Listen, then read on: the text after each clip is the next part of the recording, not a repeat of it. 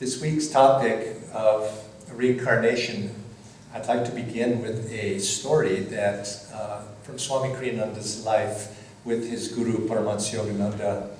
And it seems that he was overhearing a conversation that Guruji was having with another disciple there, in which the disciple was referring, perhaps it was to a dream or some experience that he had that showed to him that he had been with Yogananda many thousands of years ago, and quite some time, far before recorded history even. And Yogananda confirmed that experience, that yes, he had been a disciple a long time. Now, Swamiji, overhearing this conversation, couldn't help but ask Yoganandaji after that conversation was over. He says, "Sir, have I been your disciple for such a long time too?" And Yoganandaji didn't answer him directly. He just looked at him. He says, "Let's just say it's been a long time." And Swamiji, at that time, he thought about that, and he was a little bit horrified. He says, "My God, does it..." And he asked Guruji, he says, "Does it always take so long?" And because if you're thinking about this, how many lifetimes that he had passed through, he says, "Oh," and Master very calmly, collectively said, "Oh yes, oh yes." He says, "Usually that's so.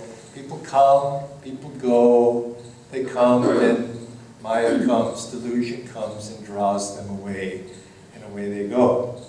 Well, Swami, this was something that Swami had to ponder on, because they come and they go, and they come and they go, and would he too? I mean, he had to look within himself. How many times did he come and go before coming to that point in this lifetime to be able to be with Master again? And I think this is the dilemma that all of us have. Because when Yogananda and Swamiji said, he said, yes, people come, they come onto the spiritual path and they have good karma to be that. It takes very good karma to be able to even want to know God. But that karma is not endless. Karma can't be endless. Karma is limited. And that for most people, unless they're creating new, developing, you see, that karma runs out. And oftentimes people come to a great master, they come to a teaching based upon their past good karma, and they forget that other side, that has brought them there. But if they then just merely, you might say, experience the fruits of that good karma, it runs out. And again, they're drawn off into the world of whatever it is. Something comes up, like a karmic bomb, you might say, goes off in their life, and they come up and all of a sudden they're drawn off this way to learn their lesson again and again. It's like Sri Yukteswar says in the autobiography when the boy Kumar goes off into the village and comes back and is no longer suitable to live in the ashram. And Yoganandaji was tasked with the job of having to ask Kumar to leave the ashram. And Sri Yukteswar says yes, and he was very sad, tears even, and he said his life must be his guru once again. And so it is. People, go back into the daily activities of life to, again, learn whatever lesson it is that we have to learn. And all of us have many different lessons. And you could say, from our own experience, it's true. What Master had said, he says, this world is for our education and our entertainment, but oh, how few are educated and how very few are entertained. And so but we are here to graduate. It's just as we go from, 5th standard, 6th standard, and so on, or perhaps not. We have to repeat. There was a story, a fun little story from a gentleman that I knew many years ago. When I came to the Ananda work in 40 plus years ago, we were building Ananda Village in California. Swamiji had started that. And Ananda Village is in the countryside. and not in the city. And so it's in the midst of a population. We're just country folk out there, not highly sophisticated, just country folk out there. Nice people, generally, some less so, but they, knowing very little about these types of things, or spirituality, and those types of things, they're just doing their job and living their lives. And I came to know many of the neighbors, and there was a couple that was living in the area. And by that time, they were an elderly couple. And this story was told to me, not directly, but by another friend of mine, also a community member, who was even more close to them than I was. And it seems like there was a couple. The man's name was Mr. Haverty, and his wife's name was Edith. And Mr. Haverty finally came to the end of his life and died. Now, Mr. Haverty was a very, what would you call it? He was a very gruff person. He was very manly. He was a man's man, as you might say. And he had no sentiment, particularly. He was not sentimental at all.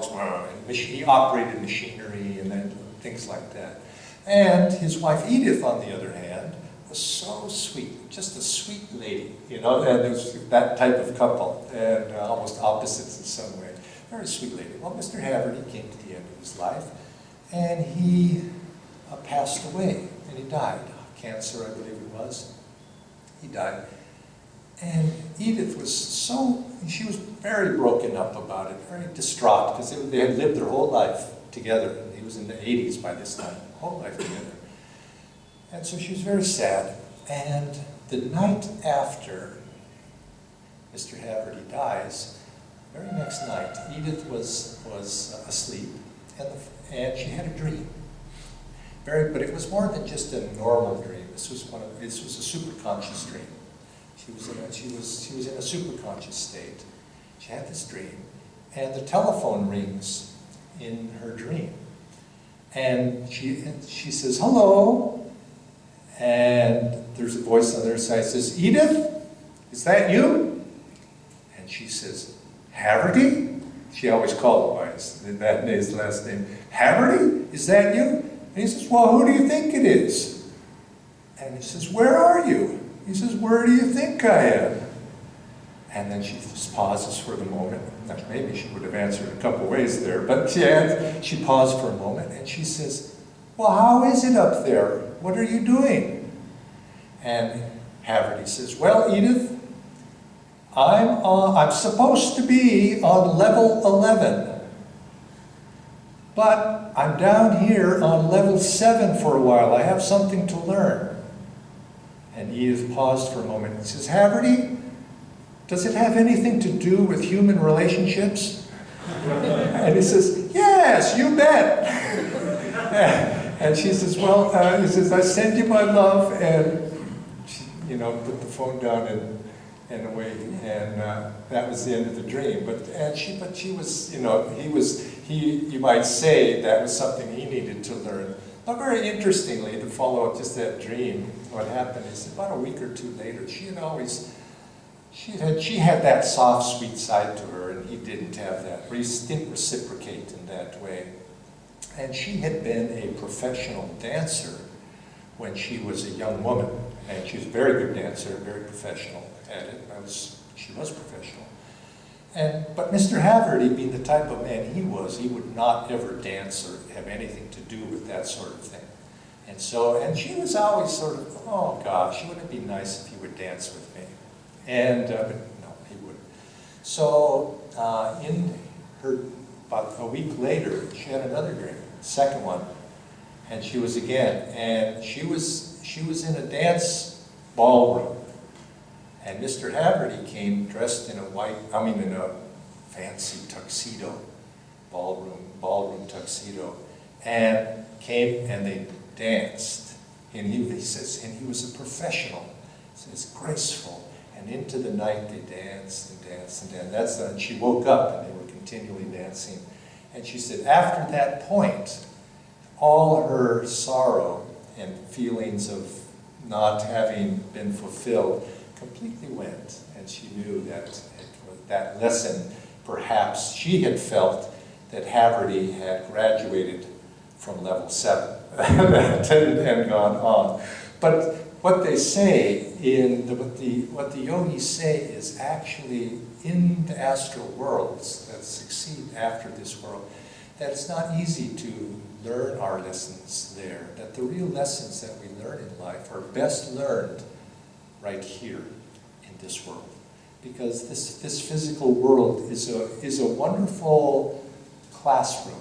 And you could say this is why we are here, to learn those lessons. And if you notice in your life, or perhaps and this is expanded upon even further in lifetimes after lifetimes, if we look in our lives, we see that we learn a lesson, and then a little time goes by, and often we have to learn it again, and again, and again. But each time, if we're wise and we've learned something, we come around to it again on a little bit higher understanding. And we think, yes, I have it now. I've learned my lesson now. But maybe not fully. Because then again, life goes on and we come again and again. And I think lifetime after lifetime, perhaps it's a little bit like that. And notice how it's often used, and Yogananda used this phrase, of a spiral staircase. In other words, we spiral our way to perfection, learning again and again those lessons, but each time perhaps on a different plane. But the opportunities that were presented here in this lifetime are priceless. They're here for us to learn. That's the whole purpose. So when you find yourself with challenges and obstacles and so on, you want the tendency, of course, is to wish they were not there, but they're your very particular challenges that have been presented to you. And you could say, if you want to say it this way, they're the challenge that you yourself have chosen.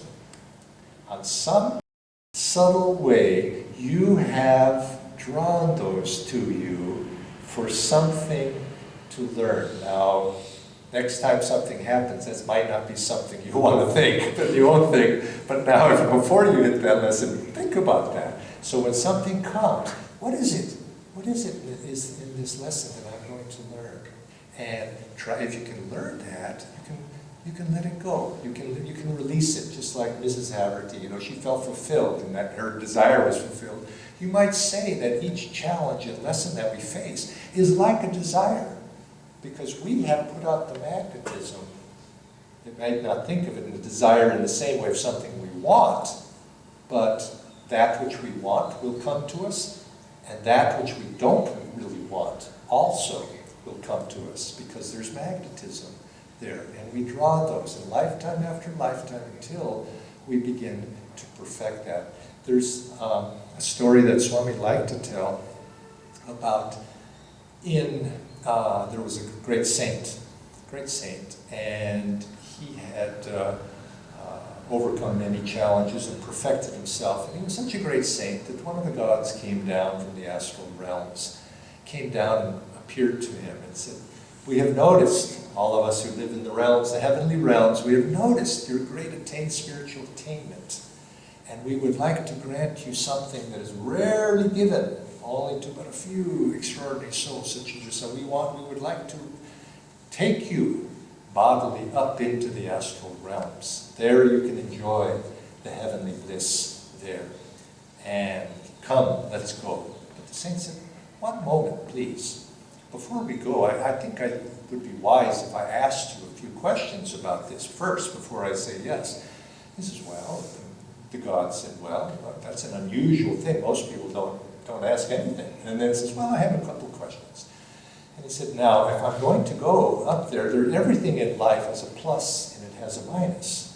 Now, I can understand the pluses of going to the heavenly realms for sure, but is there any other side, perhaps, that I should consider? What's the negative side of this?" And the man said, "Well, you are a strange fellow, but if I think about it, I guess I must answer you properly. Yes, I guess there is a negative side. And that is that after your karma, good karma has run out, you must come back." And the saint says, "Whoa, such such a negative, how can anybody in their right mind and say, go accept your offer to go to such places when I must come back and continue my journey? I'll pass. I'll pass and remain here, because it's right here where much of our karma can be worked out, and it's a blessing to have that opportunity. Many people, when they think of reincarnation, they think of it as in the sense of reincarnation, wonderful, I get to come back. I have all these desires. Yes, they say in the Gita, nothing is lost. There's nothing lost. I have another chance. I didn't earn the house or the big salary or my career in this lifetime. I'll come back, I'll get it the next time. And they might think of all the unfulfilled desires, they get to come back to do it again. And some people might think this way.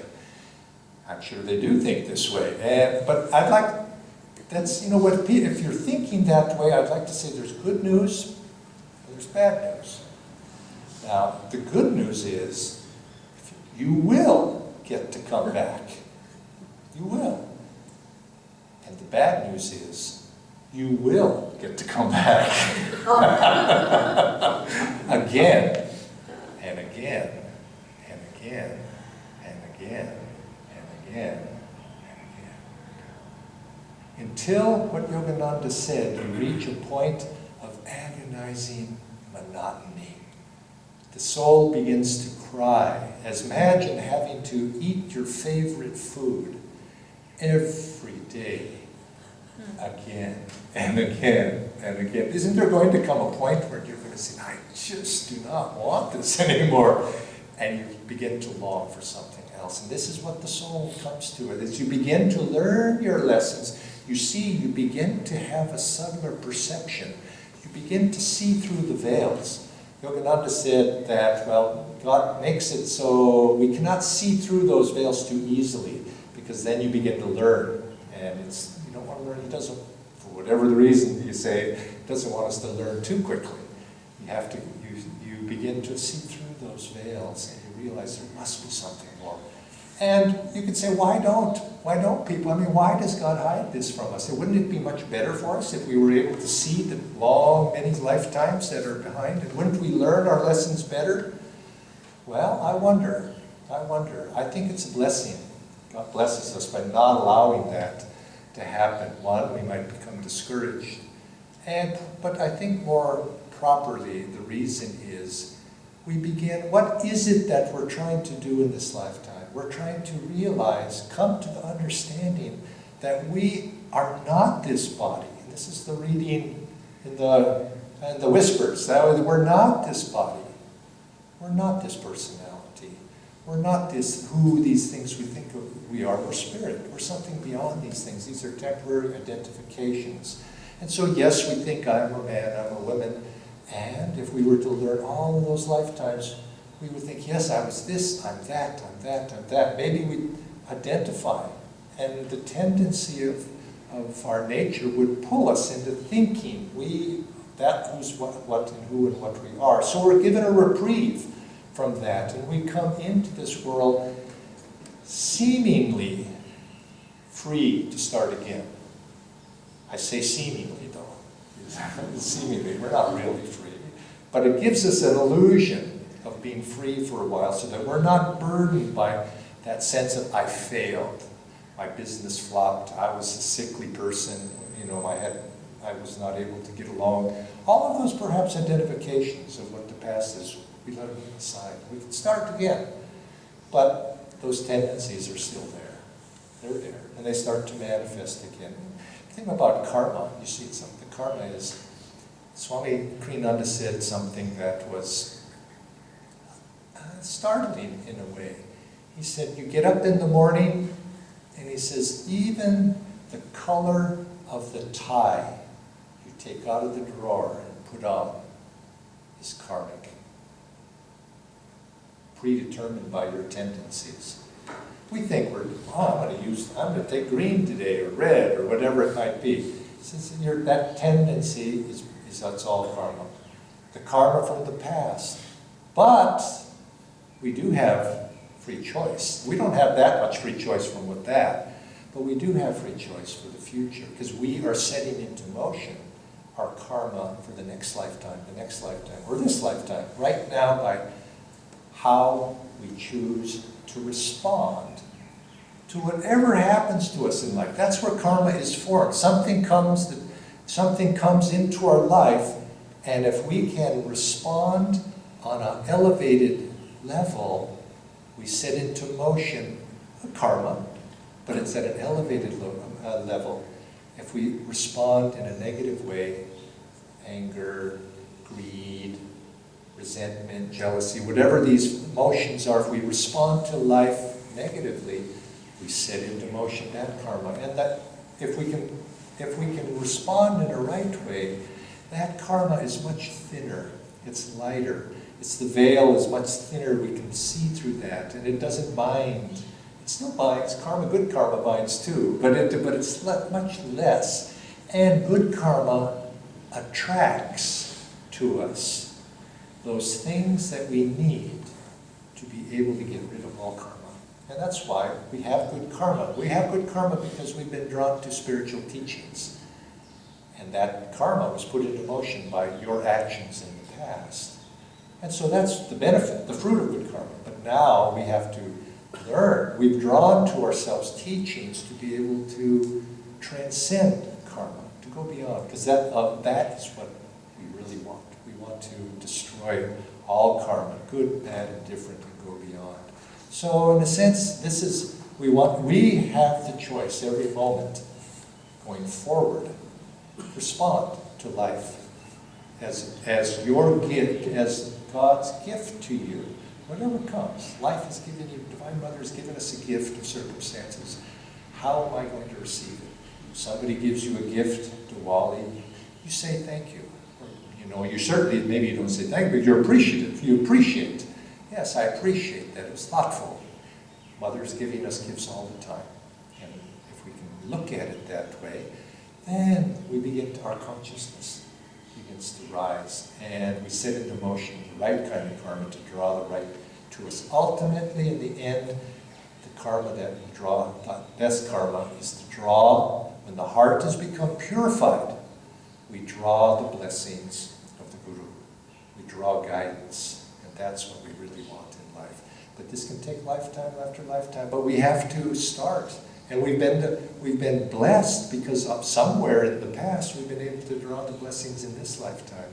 Now let's add to those blessings. Whatever happened in the past is done.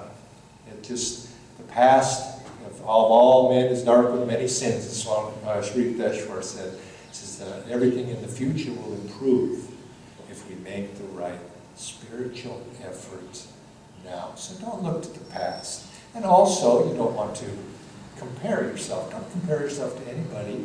You're very unique. Each of us have a very unique personality, very unique challenges. And I've noticed that in a lifetime, I don't think people change all that much in a lifetime.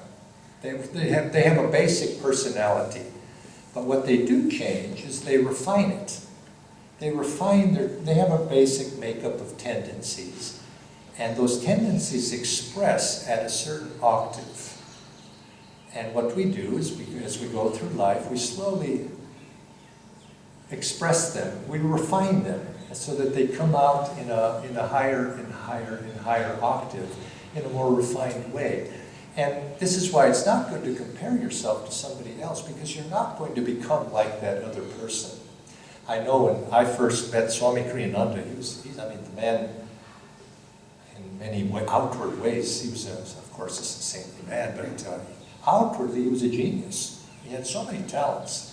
And when I first met him, I was a little bit intimidated, because I thought, oh my God, if I have to become like that in order to to become spiritual, I thought that's impossible. And so it was a little bit, oh gosh, I didn't know, it was frightening in a way, intimidating.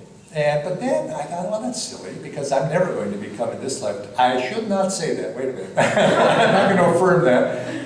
Chances are I will not become a good in this lifetime, if knowing my past and projecting into the future. But that doesn't mean, I think if I really put my mind to it, I bet I could. But it's not my temperament. And my energy could probably be better used doing other things. That's how I look at it that way. So it's not so much we don't have to compare ourselves to others, because each of us have certain temperaments. I have certain things, and if I can learn to perfect those, then everything else comes into alignment. You know, when we study the yamas, niyamas, it's said in the Raja Yoga class that of the 5 yama, 5 niyam, if we can perfect even one, all of them are perfected. Because you cannot have perfection in one and imperfection in the other. They all go together. And so consequently, each of us look at your nature and work on your strengths, you know, those things that you are strong in, and you do your best with them. And you'll find that by working on your strengths, you'll pull up everything else. And then begin to fall into line too. When you spiral to a higher level, everything starts to come up.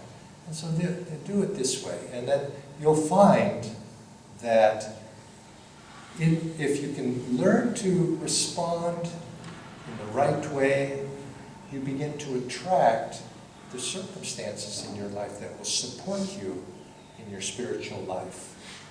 And if you don't respond, you sort of block those things. And this is why Swami Sri Yukteswar in his Holy Science, he makes a point of it's the magnetism that we put out. If we're magnetic, we attract to ourselves spiritual teaching. If we respond rightly to life and purify the heart, we attract. Ultimately, in the end, we attract a guru's blessings, which is the highest that we can attract. We attract those to us. And all of these will come. We remember who we are. Find that veil of remembrance of our past lives will begin to come. I don't think it's particularly healthy to spend too much energy trying to think about, wonder what I was in the past. You know, this is fascinating to people. They like to know past lives, but really I think God hides that for a purpose, because we begin to identify. You start thinking, oh, I was the Queen of Sheba, or whatever it was, or whatever it was. You start implanting, it's like implanting false memories or false identities in your mind. Let it be, let it be. When you begin to purify the heart, those veils will become thin, and you'll have a sense. You begin to just inwardly, intuitively sense from inside, not from what somebody said outwardly. It'll come from inside. You'll begin to perceive and know your tendencies, and then you can begin to use those and perfect them, and then work in harmony with them. And as you do this, you'll see that you begin to draw that which you need in life. And in the end, the Guru's blessings is what all of us want to do, is want into our life. And then, if we have that blessing, when we feel that blessing, and all of us have been drawn here because of those blessings, grab onto it. Don't let it go. Don't let the karma run out. And the best way to do that is create new good karma by your love, your devotion, your sincerity. That creates the magnetism to draw that good karma to you. Many blessings.